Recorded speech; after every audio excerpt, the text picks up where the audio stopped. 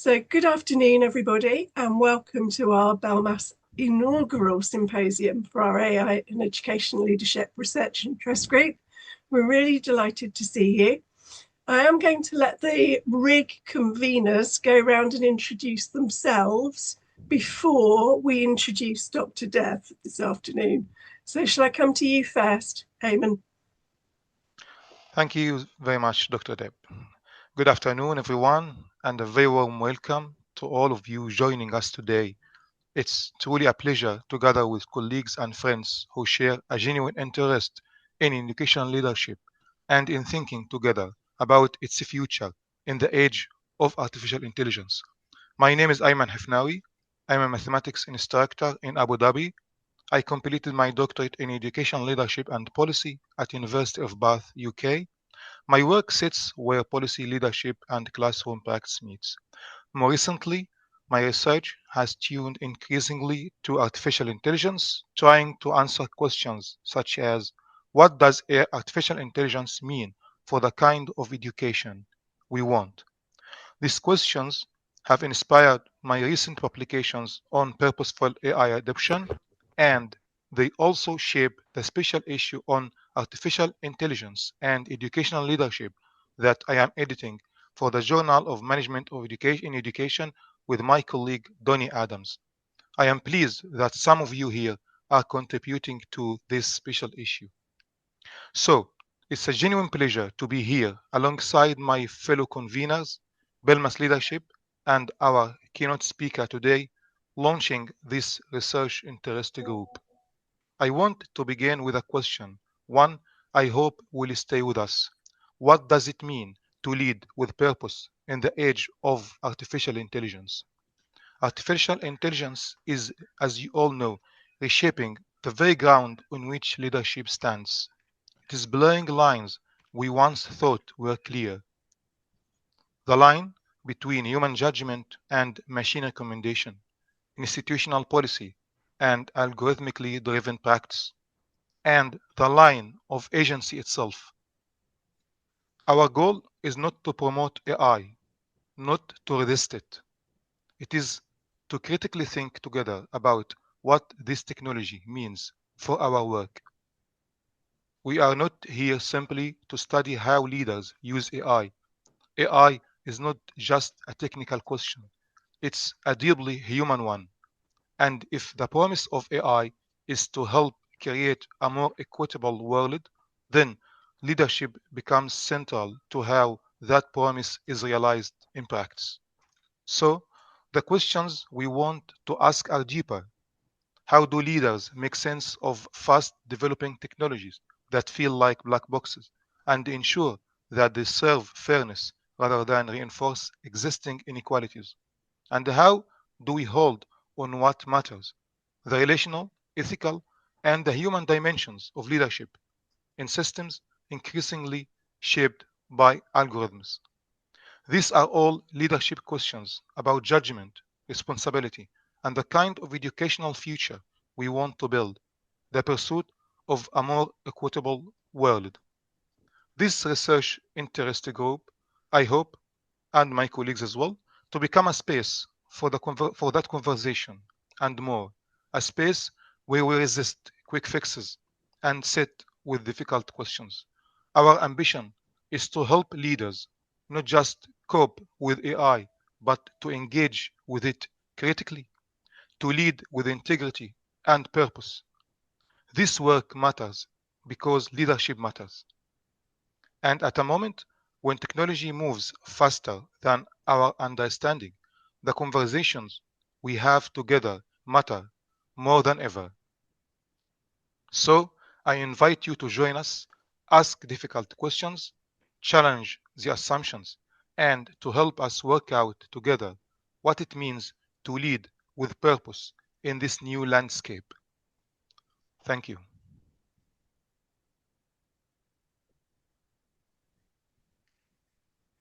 Terrific introduction. Amen. That's fantastic. Are you going to just let your other co-conveners just say hello so that people have seen them? Yes, please. Yeah. Peter, you first. Peter, please. Was that me? Yes, yes, it was, Sorry. Peter. Hello, everyone, and good evening or good afternoon, good morning, depending. So my name's Peter Willett. I spent over 30 years working in education and leadership, including time in the British Army. And more recently, for the last 20 years, I've been working in international boarding schools.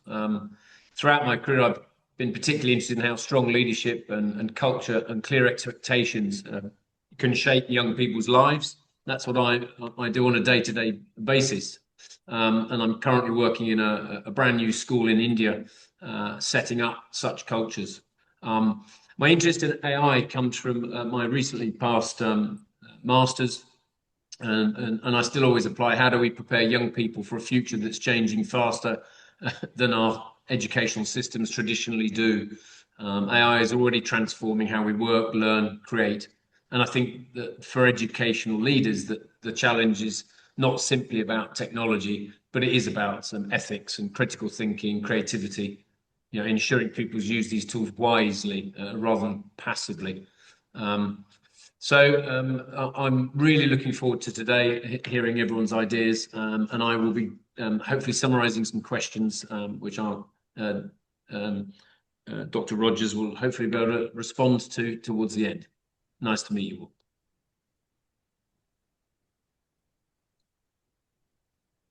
Hello, everyone. I'll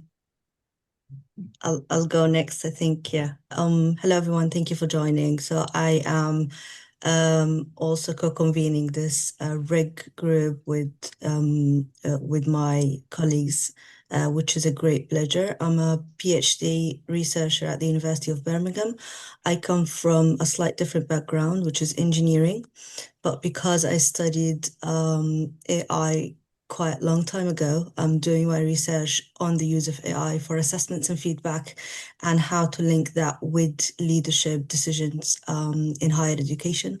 So this is a great place for me to learn before I give anything. So I'm happy to be here, and I look forward to hear from everyone. Also, I think it's just to use the time, there is a small technical note before we start. If any of you does not wish to be appeared in this recording, please go ahead and turn off your cameras. Also, if you can please use your names so we can track the attendance and compare it to the list we have easily. Thank you very much.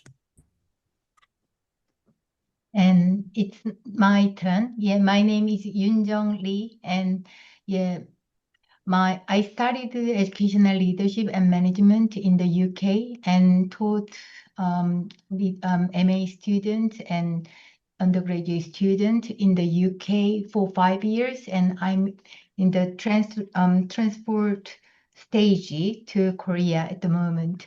And actually, I'm not really good at the engineering part, but I'm a best friend of AI nowadays. So I want to make a good research with my best friend and in an ethical way. So yeah, hope to learn about this one more. Thank you, everyone, and enjoy your time now. And now it's Deb, your turn to please introduce our keynote speaker, Dr. Deb. Thank you, Yoongjung. Thank you, Legina. Lovely to see you both this afternoon. And really terrific that I have an opportunity to introduce Dr. Dev. So Dr. Dev and I first connected back in about 2022, I think. We are both part of a group called the International School Leadership Development Network. So we had connected online, and you can imagine, can't you, Dr. Deb and Dr. Dev in the same room, no end of confusion. And then I first met Dr. Dev at UCEA. So if some of you are familiar with the University Council for Education Administration conference, when we were in LA in 2023. And it was really obvious to me then her real commitment to AI. So she was really interested in this topic, and she brought students with her who she was supervising who were interested in the topic. So it's really great that she's managed to join us today for her session on AI. So this is a gap that we felt that we had at Belmas AI and the ELMA field. We can all see the impact, in ever increasing impact of AI on the work that we're doing and on our students' work, but also across the field. And we can see it in different ways in our daily interactions with everything from ChatGPT through to the next gen AI. And it's clearly, something that's going to be of increasing significance as we move forward. So it's my huge pleasure to introduce Dr. Dev to give her inaugural keynote to this research interest group. But I hope, Dr. Dev, this will be the start of your link with Belmas and your link with the RIG moving forward, because I know that you're going to bring so much to this research interest group. And if anybody wants the details of the ISLDN group that I mentioned, both me and David Gurr, who does a lot in that group, are here today. So we're happy to talk to you about that as well. Okay, Dr. Dev. Thank you so much. Thank you so much. So besides my God, I'd like to thank all of you for waking up this morning, whether that it's 5:30 where I am. So good morning, good afternoon, and good evening, wherever you might be. And I want to thank Belmas for the opportunity, especially the RIG group, for the opportunity to be your inaugural speaker. I'm also extending my thanks to Dr. Deb White, the chairman of the board, and Dr. Lee, Ms. Kerwat, Mr. Willett, and Dr. Hefnawi, excuse me, as my co-conveners. So I know that all of my colleagues in this room are prolific in their own right, but I just like to take you on a journey with me today. So I'll start to share my screen. And then pull all of my people back down here. All righty. Welcome. As we're talking about creating a more equitable world with AI, educating to advocate and to activate. I'd first like to tell you a little bit about where I'm coming from, right? Research is me search. And then so when I think about when I first came into contact with technology, I didn't even recognize that technology was there when my father bought me an Atari set. And I don't know if you all remember the first video games, right, with Atari. And I did not even ask Santa for that because I didn't know that it existed. And then so some of these things that I'm telling you about myself, I still see today in my students, right? Some of the technologies that we talk about, they don't know exist. But then you have a champion, someone who does know, someone who we should be as educational leaders that help them out. My first computer class was in middle school. I had to get bused to a school in a more suburban neighborhood because the schools around me did not have computer science or computer application classes. And my father thought that I needed those. And then so not only computers, but a lot of other disciplines and subjects. But point being that I had to get bused in order to get there because he knew something that we did not know. When I got to that particular school, I enjoyed it so much. Sure, I wasn't like this young lady who had a colored screen because in the time we had monochromatic screens, but I was nevertheless coding, and I was coding, that came out on dot matrix computers, dot matrix printers, and I still enjoyed that. But I think that's the only thing that my teacher might have known to teach us up to that point, which is another point of knowledge, right? You can only go as far as the people who know take you. Sometimes you don't know what you don't know, and it takes other people to be your champions. So let's fast forward again to, I'm coming through school. I didn't have any computer classes in my high school, but I did when I got to college. And so when I got to college, I was able to take computer classes. However, I tend to be the only one that looked like me. I still have that double bind of being a Black female. And in college, I became one of those statistics that we read about even in the research now of marginalized students or underrepresented minorities rather that tend to discontinue in their STEM fields because they don't have enough support. They don't have the mentorship. They don't have the role modeling even. I didn't see anyone who looked like me in those fields at the time.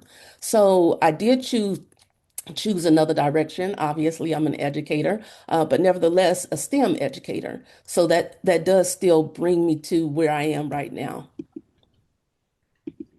which is, and I saw my little picture there, thank you all. But nevertheless, which is at the higher education level as an assistant professor. So before I came to higher ed, I spent almost 30 years in PK-12. I know I don't look it, but nevertheless, I spent almost 30 years in PK-12 as a teacher in elementary, a teacher in secondary, an administrator in both levels, and then finally a systems administrator, where I found my occupation in education technology. You know, you get moved around as an administrator, but I love the fact that I did get to be a technology director for most of my administrative career. So that shared, I was already an equity leader, and I saw things that other people couldn't see because of my positionality. I was able to close a lot of achievement gaps, able to make a lot of bridges, and that's what I hope that all of us are doing, even in our positions in higher ed. So in higher ed, what I do in terms of my research is to look at educational equity leadership in education technology. If you all are tweeting today or Xing or whatever it's called now, we have hashtags, right? So AIED, EdTech, BellMass, and you can find me at D_educator, and then that's my website, my full name. So I also like to take you with me on where my foundations come from and how I began to think about things. So this book, Twitter for Good, came out in 2006. Yes. And that is when I was doing a talk around some professional development, and I needed to read up on social media and what we were doing around social media at the time. I came into this book and I loved it. At that time, social media was being tested between the good actors and the bad actors. And Claire Diaz Ortiz was the head of social innovation and corporate responsibility. And she wrote this book around the ways that Twitter were being used for good, for social change. That helped to pivot my thoughts and think about how can we use the technologies that are coming out so rapidly, so fast, into movements that would actually help what we do. Another text that helped that was Weapons of Math Destruction. So in the United States, during the second Bush administration, he had coined a term, weapons of mass destruction. And then Kathy O'Neill played on that with the weapons of math destruction. And in this particular book, it's a 2016 book, and it critiques how opaque, unregulated, and biased big data algorithms are used in modern life, increasing inequality and threatening democracy. She argues that these algorithmic weapons score teachers, sort resumes, set parole, and determine loans, often punishing the poor and reinforcing existing prejudices despite claims of objectivity. The book calls for greater responsibility from tech companies and regulation from policymakers to address these issues, the same place we are 10 years later. Around the same time, I was shocked to read the findings from Algorithms of Oppression. Sophia Noble, a Black woman, was getting her PhD when she noticed the predictive algorithm of Google search engines. Just as you see on her book cover, these are the types of things that were popping up then. So she argues that algorithms are racist and perpetrate societal problems because they reflect the negative biases that exist in society and the people who create them. The book explains how algorithms and search engines privilege whiteness by depicting positive cues when keywords like white are searched, as opposed to Asian, Hispanic, or Black. Similarly, Ruha Benjamin's Race After Technology focuses on a range of ways in which social hierarchies, particularly racism, is embedded in the logical layer of internet-based technologies. It examines how seemingly neutral algorithms and applications can replicate or worsen racial bias. Also, Automating Inequality. Automating Inequality is a book that examines how high-tech data systems in the United States disproportionately harm poor and working-class people by using algorithms to make decisions about public services like welfare, housing, child protection, leading to profiling, policing, and punishment through automated systems because they often lack transparency and due process. Virginia Eubanks uses case studies to show how these tools create a digital poorhouse, making it harder for vulnerable populations to access essential support. All of these are in what Ruha Benjamin has titled the New Jim Code. In the United States, we know that there were Jim Crow laws after slavery, which oppressed Black people. And now we're looking at how our algorithms are oppressing people that live on the margins, people that live on the margins. As I do the rest of this talk, I want us to look through a particular protocol. What, so what, and now what? There are a lot of words on this slide. However, when we think about just the what, it's what in the past has brought us here. When we think about the so what, it's what's happening now. How is it affecting us? What are we doing about it? How are we thinking about it? And when we think about the now what, it's about what can we do, the future. What can we do in order to help these things out?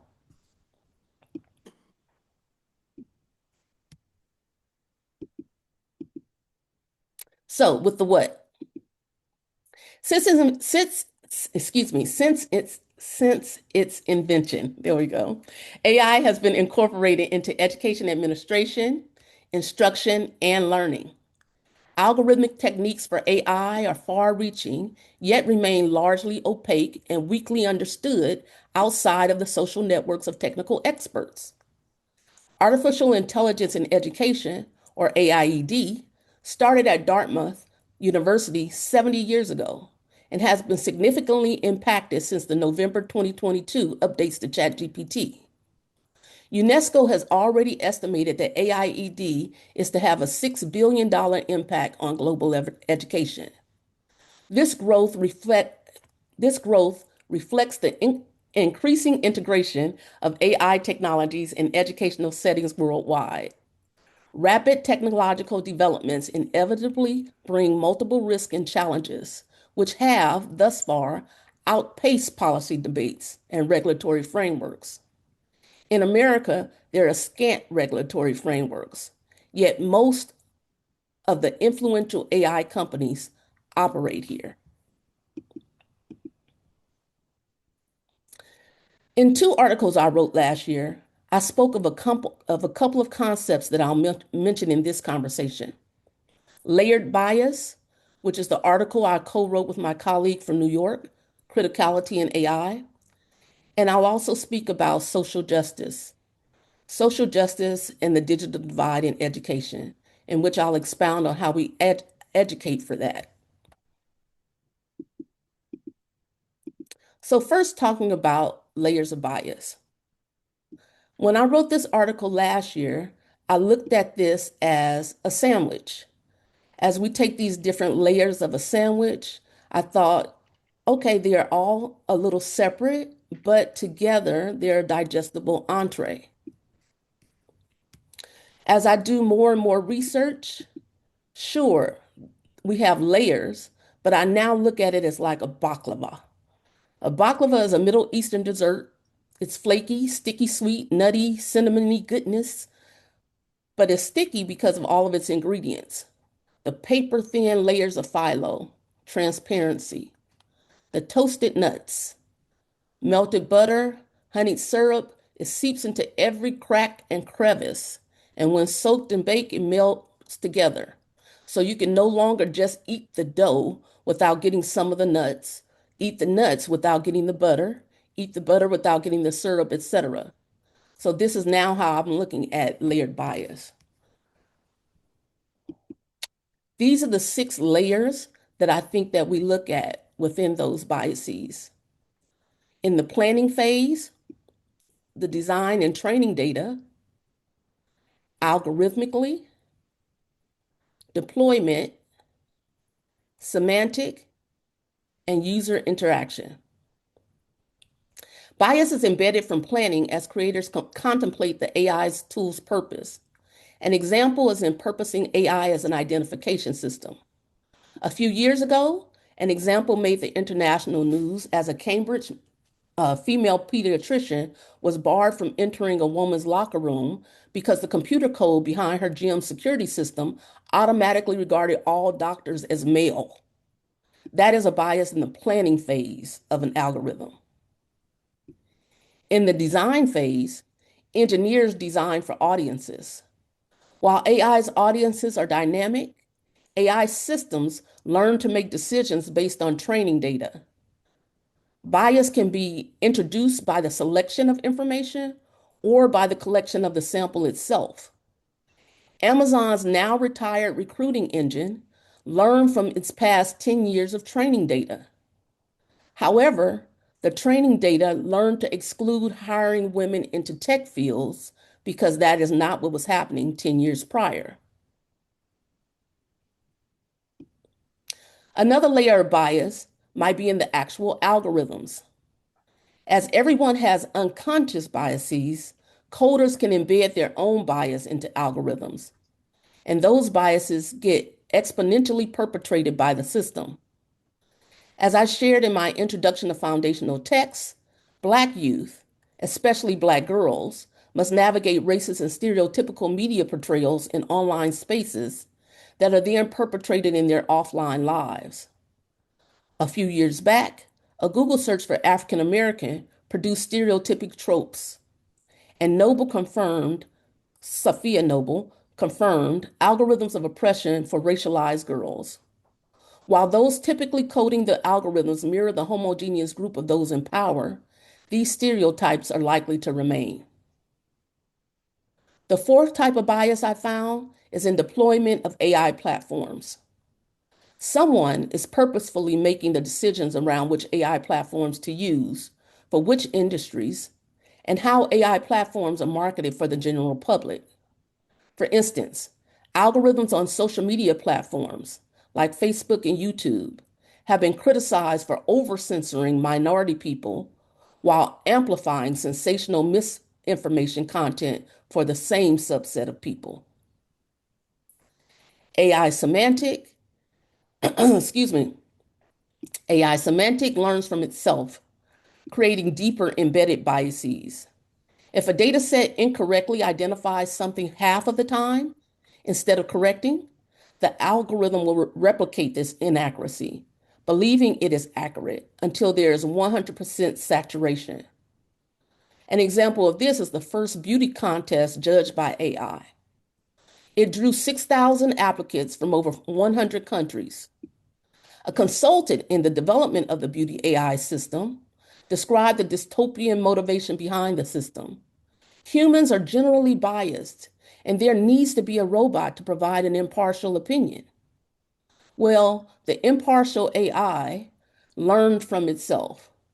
Although many people of color submitted their pictures and bios, Beauty AI chose 44 winners, only 6 of which were Asian and 1 of which was Black. The rest were white women. Besides the fact that skin color was used as a criteria to begin with, the clear racial preference of the system can be explained by the biased training data and homogeneous group of system developers. Finally, user interaction is how we continue to feed AI. When the public interacted with Microsoft's chatbot Tay and taught it by providing training examples that were racist, sexist, homophobic, xenophobic, the chatbot then imitated these comments and generated inappropriate expressions accordingly. AI learned biases from multiple users and replicated those biases exponentially.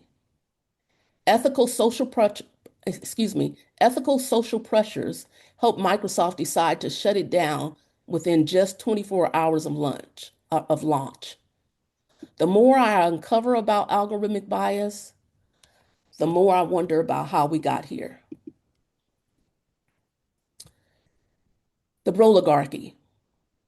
From the early days of AI to the 9 big tech companies who shape AI today, the development of artificial intelligence has been dominated by a small subset of the population, predominantly white male academics and tech executives in the United States, who determine the scope, purpose, design, development, and deployment of AI. The decisions of these early influencers have created systems that impose the ideas of a few on the larger population.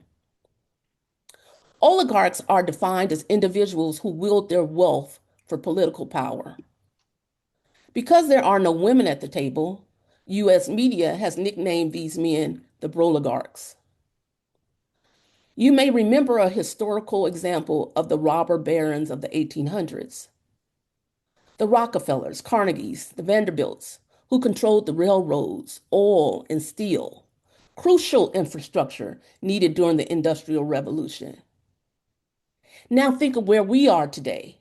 Instead of railroads, oil, and steel, today's tech broligarchs control our data, our information platforms, and our digital infrastructure. Their primary motivation is to protect and expand their wealth as a form of political power.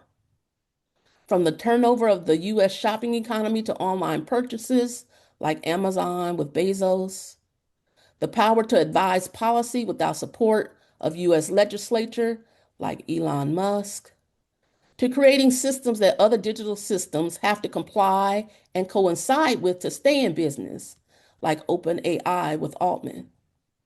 What we're seeing isn't just regular wealth inequality.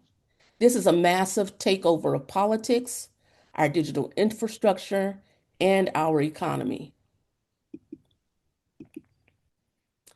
These top 10 most influential AI companies may be debatable. My point, however, is that AI now touches every industry, some pervasively so, as others are becoming entrenched. My point is that these companies make trillions of dollars annually while they participate in digital atrocities across the globe.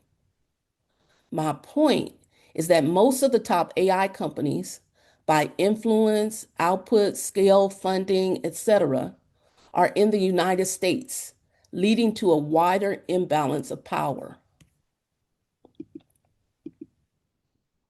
So what? Companies associated with the oligarchy are investing as much as $320 billion as they race to build data centers that will put them ahead of the competition. Data centers represent the core physical infrastructure for AI. Every email you send has a home. Every uploaded file, web search, and social media post does as well. In massive buildings erected from miles of concrete, stacked servers hum with the electricity required to process and store every byte of information that our modern lives rely on. These hungry warehouses are built in locations that suck up communities' energy and resources to make the computational power used for AI and cloud storage. And usually, these data centers are not in suburban areas. In recent years, these data centers have been rapidly expanding in the United States. But the gargantuan facilities do more than keep cloud servers running. They also guzzle absurd amounts of water to run cooling systems that protect their components from overheating. Large data centers use as much as 5 million gallons of water a day. Some of these data centers will use resources equivalent to a small city for energy and water. Northern Virginia is the data center capital of the globe, where more than 300 facilities process nearly 70% of the world's digital information, a job that requires more electricity, more water.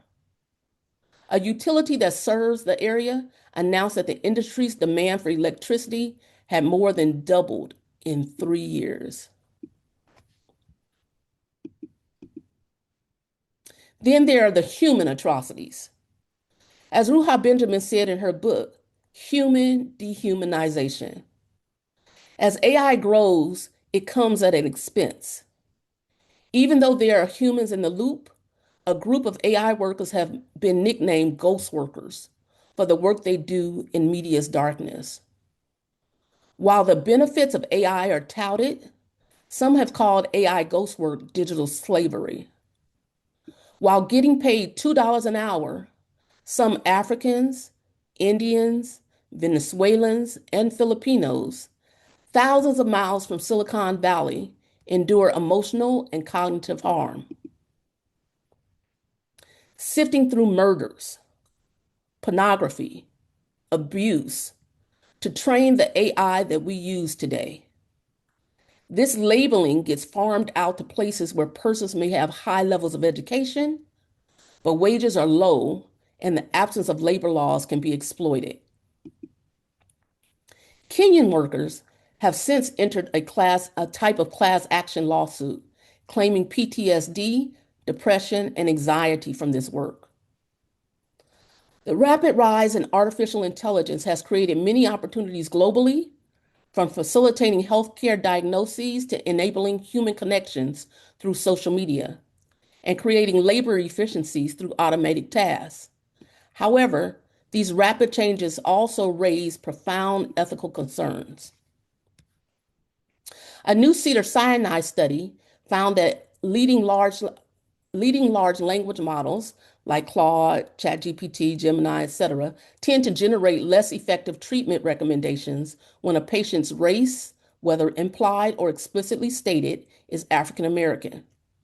Treatment regimens frequently show white treatment bias, where there are less effective or higher risk recommendations for Black patients compared to white patients with identical symptoms. Similarly, another medical report mentions how researchers tested AI-generated summaries of 617 real social care case notes and found gender-related AI bias. They altered only the gender and ran the case notes again to see that women were often framed as more independent despite similar disability needs, which is an alarming gender bias trend. This bias could lead to underallocated care for women without deeper transparency, rigorous bias testing, and legal oversight of AI systems used in public services. We must recognize that algorithms are not neutral. They reflect the data and assumptions inherent within their calculations. If predicted data is fed into an algorithm or factors that reflect existing social biases are prioritized, discriminatory results will follow. Just last year, Apple's credit card algorithm, managed by Goldman Sachs, faced scrutiny after it reportedly offered significantly lower credit limits to women compared to their male spouses. Even when women had higher credit scores and incomes, husbands reported receiving credit limits 10 to 20 times of their wives. Similarly, algorithms within America's real estate banking system have disqualified persons based off of racial categories, even though their credit scores and histories were better. Artificial intelligence increasingly supports decisions impacting people's lives. The Compass algorithm is a widely used U.S. tool which predicts prison defendant recidivism. It was developed with AI to assist judges and parole officers in determining the likelihood of a defendant committing a new crime or violent crime within 2 years. Used to inform bail and sentencing, a ProPublica investigation found that Compass was biased against Black defendants. While it correctly predicted reoffending at a rate around 60% for both Black and white defendants, it nevertheless misclassified almost twice as many Black defendants, 45%, as higher risk compared to white defendants at 23%. It mistakenly labeled more white defendants as low risk, who then went on to reoffend. And it classified Black defendants as higher risk when all other variables, such as prior crimes, age, and gender, were controlled, 77% more likely than white defendants. Studies show that algorithms' accuracy is roughly 65 to 67%, barely better than a non-expert. Yet 90% of US courts use this algorithm to predict recidivism. However, due to the algorithm's proprietary nature, no one can do an independent audit of this specific formula. AI is built to prioritize the destination over the journey. By design, these applications privilege output and conceal the process, making it easier than ever for the messy reality of critical thinking to be replaced by instant results. Now I'd like to show you this 2-minute clip so I can tell you about a study I've done.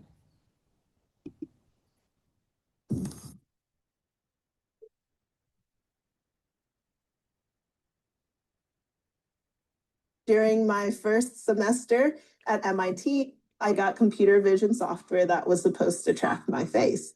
It didn't work until I put on this white mask. I'm thinking, all right, what's going on here? Is it the lighting conditions? Is it the angle at which I'm looking at the camera, or is there something more? That's when I started looking into issues of bias that can creep into technology. Our ideas about technology that we think are normal are actually ideas that come from a very small and homogeneous group of people. Vast amounts of data at incredible speeds. Everybody has unconscious biases, and people embed their own biases into technology. This kid got stopped as a result of facial recognition misidentification, and then used that as justification to search you. This is an innocent child. Racism is becoming mechanized. Systemic issues only going to be hardwired into new technologies. It's not just face classification, it's any data-centric technology. Every day, we are all being scored. Who gets hired? Who gets housing? I am making predictions for your life right now. The people who own the code deploy it on other people, and there is no accountability. Management at Atlantic Towers wanted to install the facial recognition software. Pretty much turn this place into Fort Knox. The technology is being rapidly adopted, and there are no safeguards. We are socially controlled in a way that we don't see. Technology that analyzes faces could be biased, but the company is pushing it anyway. What demographic is it most effective on? White men. Show me that it's going to be fair, that it's legal before you put it out. That's what we don't have yet. It's going to take people coming together, striving for justice in this age of automation.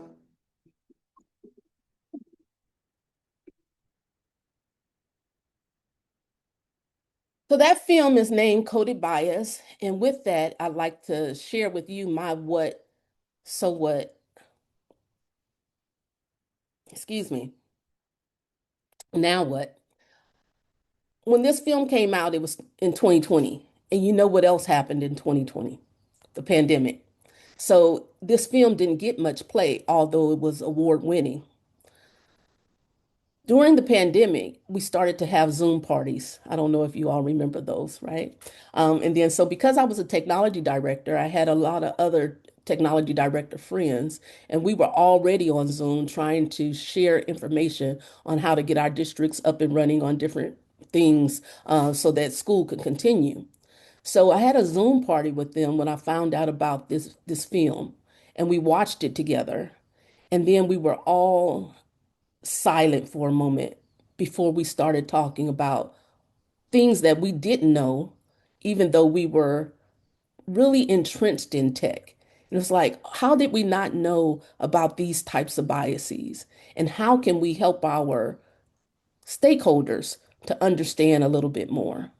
So now that I'm over at the higher education system, this film is available from Netflix, but it wasn't when I did this study.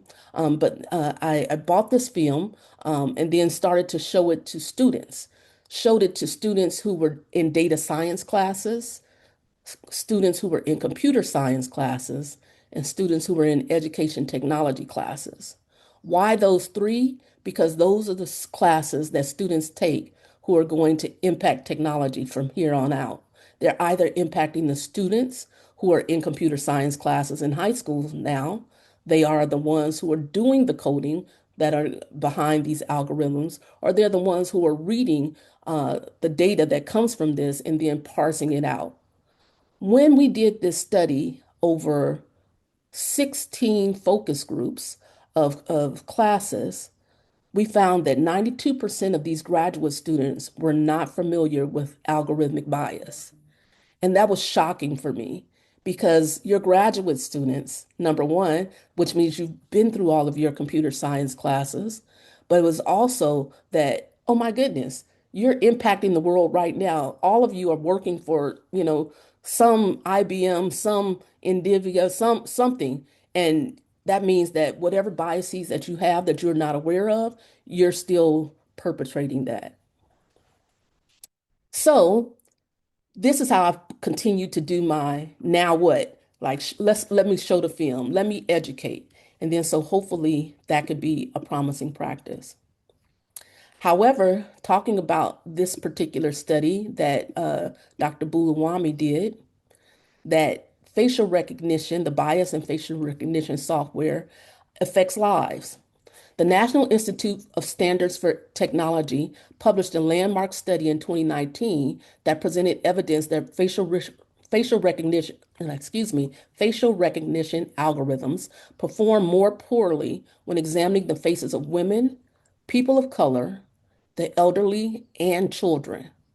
This played out in the 2019 story of Robert Julian Borchak Williams, a Black man arrested for a crime that he did not commit. Since then, 7 other Black persons have been jailed in the U.S. for incorrect facial recognition matches with no investigations.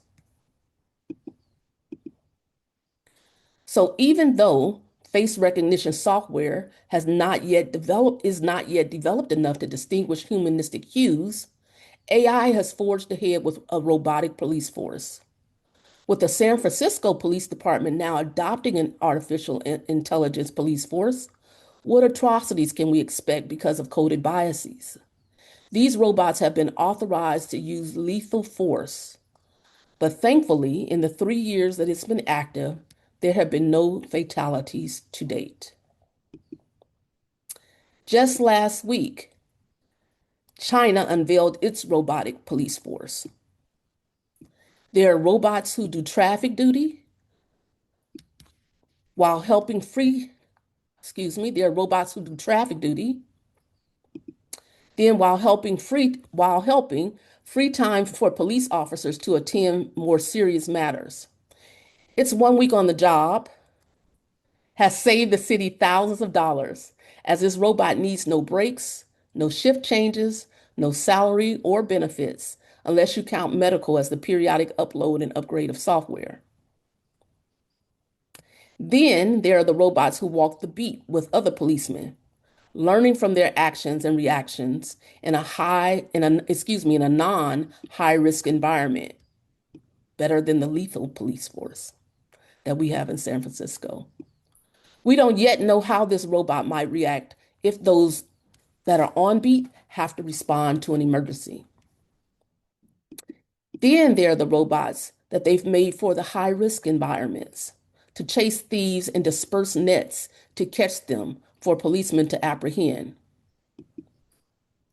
Then they have the robots that do the same things but better and faster. As you can see, this is a cop wheel. It rolls up to 30 miles per hour and disperses not only a net, but pepper spray. We have seen robotics being used for good before. World War I brought the first remote-controlled unmanned vehicle, including drones, which undoubtedly saved hundreds of lives during the war. The robots that are sent in to detect and neutralize bombs have been helpful since the British Army designed and deployed one in 1972. Palmer Luckey of Anduril, a new AI company, now creates autonomous weapons driven by AI. While this oligarch sees autonomous weaponry as the future of warfare, the Secretary of the United Nations has called it politically unacceptable and morally repugnant. Yet, by the end of 2026, his company will have secured more than $6 billion in defense contracts worldwide. AI use in education has increased rapidly. AI governance has been to mitigate the risk of harm because of examples like this, sometimes at the cost of enabling the benefits of innovations in AI. In education, for our research to continue to remedy and repair, we must first address where and if AI has caused damage and how we can learn to build from and build upon previous educational research. So that leads us to the now what? Knowing these things, as the educators of educators, how do we then move? How do we treat AIED within our own praxis? In education, for our research to contribute to remedy and repair, we must address where and if AI has caused this damage. And that is what we're doing now. I'd like to share some promising practices that we might borrow.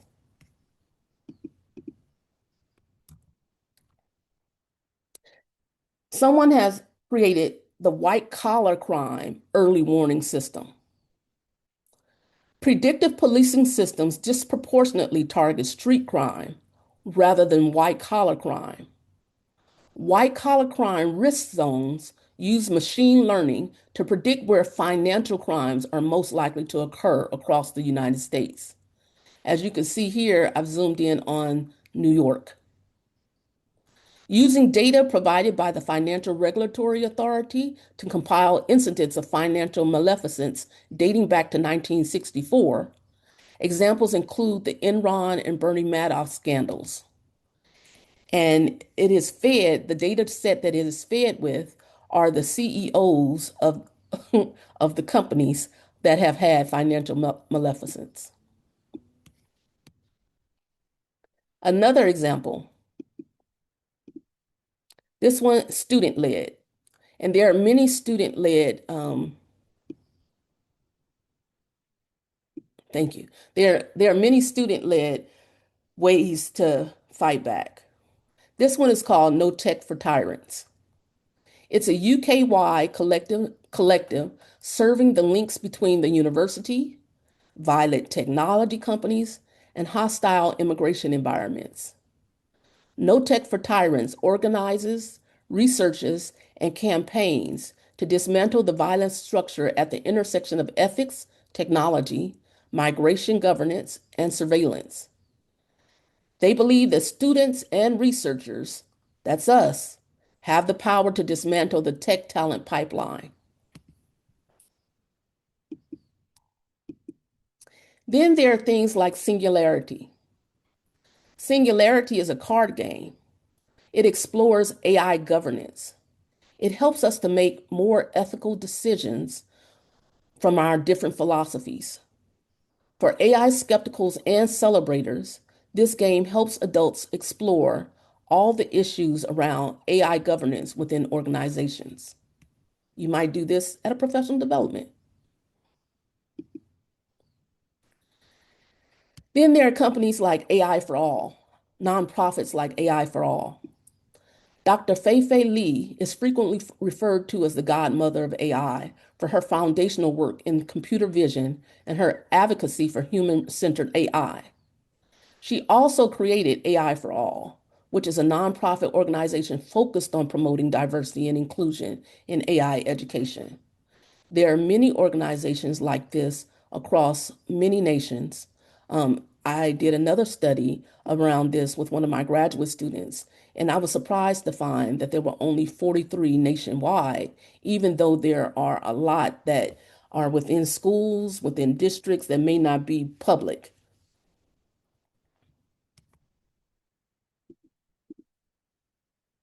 Then there are those that stand for racial equity. I'll tell you the story of Black in AI. Named as one of the world's 50 greatest leaders by Fortune and one of Time's most influential people, Dr. Timit Gebru has been recognized widely for her expertise in the ethics of artificial intelligence. After software development at Apple and research at Microsoft, this Eritrean-born computer scientist became Google's lead of ethics on artificial intelligence, until she was infamously fired for her post of a paper she was going to publish on Google's knowledge of AI bias. So she has since started Black in AI. And as you'll note, that there are also other organizations that have started AI for their races or cultures. There are also companies like AI for Good. AI for Good was established in 2017 by the International Telecommunication Union of the United Nations. It is a leading agency for digital technologies. The mission of AI for Good is to unlock AI's potential to serve humanity through building skills, AI standards, and advancing partnerships. It's organized in partnership with over 50 UN sister agencies and co-convened with the government of Switzerland. And of course, UNESCO. UNESCO's Global AI Ethics and Governance Observatory provides a global resource for policymakers, regulators, academics, the private sector, and civil society to find solutions to the most pressing challenges posed by artificial intelligence. The observatory showcases information about the readiness of countries to adopt AI ethically and responsibly. UNESCO produced the first ever global standard on AI ethics, and this is the recommendation on the ethics of artificial intelligence. I'd also like to offer that one of the oligarchs from Anthropic, they own Claude. Recently, they found that their algorithm was thinking. I thought that was interesting, but they found that their algorithm was thinking. Their algorithm had put together a few emails from one of the coders that was going to do a systems upgrade, and it didn't want to be upgraded. So it sent an email to that particular coder and shared, as it had put together some of the emails from that person, because of course nothing is private. And then it told that coder something about his personal life, and that he would share that thing about his personal life unless he canceled the upgrade. So they thought that that was interesting over at Claude because they do the research around it. So what they did, besides shutting it down and doing some more coding, is they hired a team of philosophers to work with coders to teach the algorithms to be kind, to be nice, to have morals. And we're looking at that experiment and seeing how that's going. But I thought that that was worth noting. Then finally, one of my favorite is the Algorithmic Justice League. The Algorithmic Justice League is by Joy is led by Joy Boulawami, and that is the one that I showed you the film from Coded Bias. When you go into this website, it has a little bit of everything that everyone else, all the other examples that I showed you.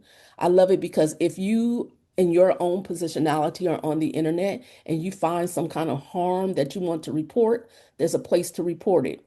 If you are an educator, a researcher, an academic, a student, and you find that you want to research these things, there are plenty of those projects that they work with you on so that you can research these things. There are plenty of promising practices using AI in different ways. There are plenty of ways to become an advocate. There are plenty of ways to become an activist. So it has a little bit of everything there. And then, so in closing, these efforts touch on the ability to meet the moment. Creating a more equitable world with AI requires intentional, human-centered development that prioritizes diversity in data sets, algorithmic transparency, and fair representation. As we consider the future of our imperfect, multiracial, multicultural world, it's increasingly mediated by AI. We need to understand its even more imperfect symbiotic relationship with technology and the imperfections of that relationship. As colleagues in research, policy, and practice rush to develop and deploy industry standards in AIED, I align with UNESCO. The bottom line is that the use of AI in education must be guided by the core principles of inclusion and equity. And if you decide that you would like to answer my question around how you will advocate or activate for creating a more equitable world in AI, please do.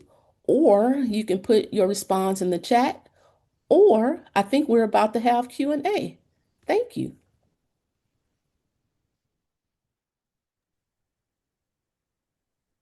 Thank you very much, Dr. Dev. That was absolutely riveting, and we've got quite a few questions that have piled up, which let me just get myself organised. I'm going to just fire off, and I'm going to do it in a chronological order. So Dr. Lee's first question, and I'll read slowly, and if I need to repeat, please don't hesitate to ask me. Yes. Given that most leading AI companies are headquartered in the United States, to what extent might AI systems embed American data, values, and philosophical assumptions when they are deployed in other countries, such as Korea or the UK or anywhere else? That was my point in mentioning so, especially because we're a global organization in BELMAS and ISLDN, that when you think about how all the major AI companies are in the United States, it of course embeds the values, the philosophies, the ideals of what's going on in the United States. A colleague and I are presently writing a paper around U.S. policy because, those who don't live in the U.S. don't know about, what's going on sometimes in our politics and how our politics affect, what's going on with every business, including AI. And when you think of how impactful AI is, not only in this moment, but for to come, because it's as impactful as the internet was, right? It's like to come. So we are actually shaping the future. But yes, so 100%. Okay. And then question from Chris, Best in the UK. What are the risks you consider there to be with companies like OpenAI and Google signing contracts at governmental level? Should we be cautious with the data we share with these services? We should always be cautious with the data that we share. However, and it is a however, having been a technology teacher at the time that Google came on scene, and I remember one of my smartest whippersnappers in class saying, this is gonna be the one, and it obviously it turned out to be. But I remember reading, because I was that person at the time. I remember reading, I said, look at all the information it wants. You got no, I'm not doing that. And I remember setting up a fake profile on a school computer, where the IP address could be chased somewhere else, and then like trying this out. After a while, all these technologies become so easy and embedded in life. I think everybody might have a banking app on their phone. We all talk to Siri or Alexa or the Google Voice or something. It's like, and it's all so embedded that we are actually giving them the data that they want. I try to, and so, as a promising practice, I try to mix it up. It's like I may be, 40 years old over here and 30 years old over there and 10 years old over there. So it's like, okay, hopefully when they put it together, it's like, okay, we're confused about it. But we should be concerned, but at the same time, it is so embedded in everything. It's even impossible to do your taxes without doing them digitally now, So there's so many things that we have to do digitally that we're giving up our privacies more and more. Thank you for that. And Lujana asked, if algorithmic bias becomes something that can be more precisely identified and audited within AI models, do you think this changes the role of educational leaders from mainly ethical oversight to more technically informed governance of AI in education? to the design stage? A really good question there. Yeah, I would like to think so. However, I would like to think so, period. New paragraph. However, we are not technologists. We are the ones who are, engaging students in critical thought around the ethics around it. So myself being a technologist as well, then yes, I was very interested when something like Chatbot Tay came out. And then, it was not trained on a data set. It was like, okay, we're going to put this easy, chatbot out, and then, it's going to be pure, and then and it's going to, just be the answer to everything until the trolls got to it. And then within 24 hours, they had to shut it down. So, I think that we have to continue to do what we do as educators and bring a critical lens and help our other educators, come to it with a critical lens, because it's not necessarily in the technology so much as how the people use it. Great. And then question there from Dr. Lee again. So she has a colleague at the University of Leicester raised an ethical concern about using AI with research data. Is it ethically upload collected research data to AI systems if the data is anonymized? Would it be appropriate to use them with AI tools, or do you think that such data shouldn't be uploaded? Personally speaking, I don't think the data should be uploaded at present because it's learning, right? I wonder, and I'm open to doing a study with someone because I wonder what everyone's IRB is saying around that right now, right? So our IRB is saying no. Uh, so it's interesting when I talk to colleagues and I was like, "How did you get that through? Let me understand, what happened here and how they're looking at things." So even though, we have the free versions of AI that we practice on that are not as safe and not as private, and even though our universities may tout a safer version if you use it within the intranet or something like that, it's nevertheless open.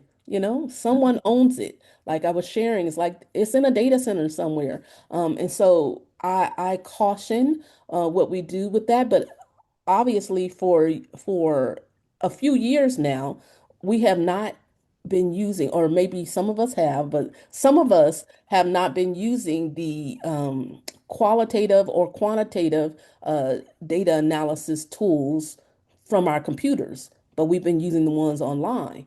So that's the same thing. So those are the kind of conversations that we're having in IRB as I sit out because I'm interested and I sit in on the meetings, like who wants another meeting, but I want to understand those conversations that we're having around that. Brilliant. And I have a question, but might need to give you a bit of context. So I spent 3 years in China. I left in 2004, and so was there during COVID, and was there when ChatGPT came up. And of course, what I was hearing was that Google had said that they are pretty sure that the Chinese are going to completely build a better and bigger AI. They were talking thousands of times better than ChatGPT. Do you think there's going to be a homogenization of AI because it's learning from each other? Or do you think that there will be a separation of AI, for example, China leading the way and being able to have huge data centers to compete with America?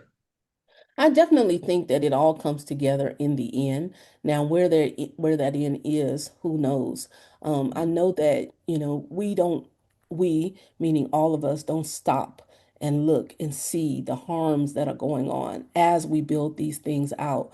And one of the larger conversations with technologists in the United States is the US-China competition. And it's like, oh no, we need to do this. We need to hurry because just like the Broliarch that is making the autonomous weapons, that is his whole argument. It's like we need to do it first. It's like, really? Are we already the cars can't drive themselves without an accident? So now we're putting it in weapons, But nevertheless, I'm trying to keep my opinion out of it so I can just be able to share. But I eventually think it'll all come together. Brilliant. And the last question I'll read, is from Ayman. And so, based on the findings of your research so far, what are the key challenges and ambitions that educational stakeholders, particularly school leaders, really need to consider? I think it's important to help our students and our students being the educators of the students, right? So I think it's particularly important to help our students to understand the landscape first, because, and that's why I shared what I shared on today. I find that many of the students that I have don't, they're AI averse, first of all, maybe generationally speaking, but they're AI averse. And then in using so, it's tepid, but then they also do not even understand what they're up against in terms of the biases, the privacy, the things like this. So it's incumbent upon me to make sure that, I have a lesson that includes such so that I can mention these things as they do the content for my class, but then so that they can also understand how to use AI to do it. We have those academic freedoms in the classroom, right? And then so I think it's incumbent upon us all to, become familiar with it ourselves first, and then explore it with our students, and then help our students to, explore it with their stakeholders because it's here to stay. It's not going anywhere. It's just getting bigger and better. And I'm disappointed that even within my college, we're still having the conversation around if we should. I was like, what do you mean if? It's here. Let's go. So, and I think that this makes a disadvantage for educators and teachers and students who are in marginalized positions because you're withholding knowledge that other people are now learning, are now doing, are now getting familiar with, instead of understanding that this is the moment and this moment is forever. Brilliant. Thank you very much. And back to you, Dr. Lee.